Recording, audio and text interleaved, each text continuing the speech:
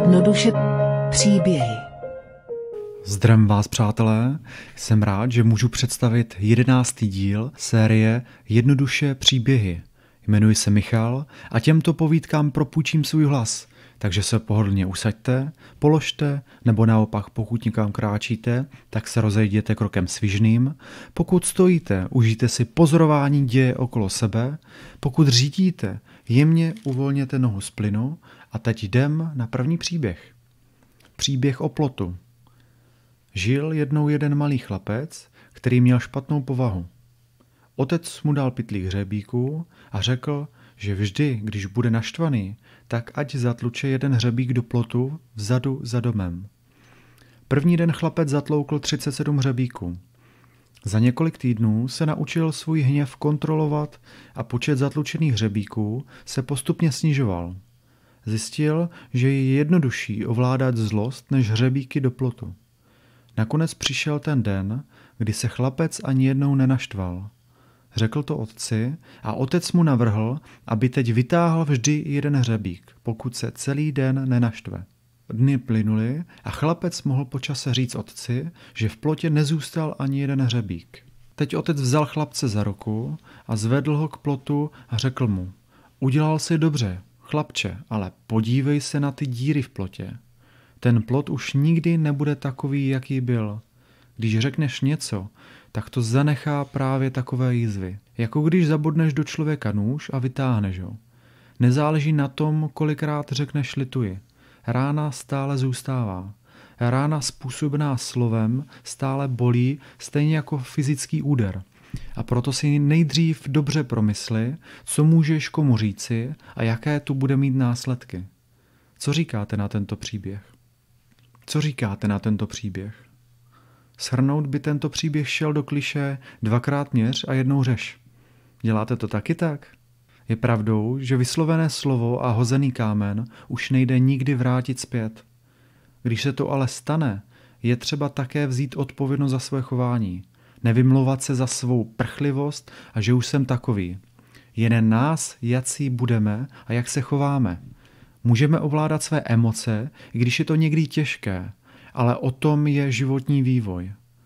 Výhra je už jen to, že si dokážeme uvědomit, co se vám ve svém chování nelíbí. Pak až můžeme něco měnit a tím dospívat. Je dobré v sobě mít vědomí toho, že je to nekončící proces a uchovávat svoji duši pružnou a nenechat ji zatvrdnout, když procházíme nějakým zklamáním či neúspěchem. Poučit se a jít dál. Jdeme na druhý dnešní příběh. Příběh tesaře. Postarší tesař se rozhodl, že opustí své zaměstnání. Řekl svému nadřízenému, že už nechce pracovat v jeho firmě, která staví domy, a chce si užívat se svou manželkou a rodinou. I když peníze z práce budou chybět, je pevně přesvědčen o svém odchodu. Přežije to. Jeho zaměstnavatele mrzelo, že mu odchází zkušený konstruktér, a tak ho požádal o poslední laskavost. Chtěl po něm, ať mu postaví poslední dům. Tesař souhlasil a na jeho práci bylo vidět, že už mu to je jedno, že mu chybí ten správný přístup. Použil podřadný a levný materiál a celou práci odflákal. Byl to opravdu smutný závěr jeho úspěšné kariéry.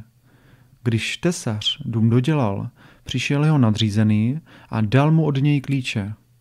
Tohle je tvůj dům, řekl mu. Můj dar pro tebe. Jaký to šok a překvapení. Kdyby jen měl tušení, že to dělá pro sebe, určitě by to takhle neodflákl. Nyní musí v tomto domě žít a starat se o něj. Podobné to je i s námi.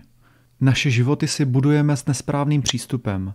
Nevěnujeme se naplno věcem, na kterých opravdu záleží. Někdy v důležitých okamžicích nevydáme ze sebe to nejlepší, co můžeme. Potom se s hrůzou díváme na situaci, do které jsme se dostali, a žijeme v situaci, kterou jsme si vytvořili sami. A pak si snad uvědomíme, že jsme vše mohli udělat jinak. Přemýšlejme o sobě jako o starém tesaři. Mysleme na náš dům, na náš svět. Každý dům, každý jeden hřebík, jedno prkno nebo když zbouráme jednu stěnu. Budujme s rozumem. Žijeme jen jednou a je jen na nás, jak bude náš život vypadat. přijměme 100% odpovědnosti za naše činy. I kdyby jsme měli žít už jen jeden den, postarejme se o to, aby jsme žili naplno a s úctou.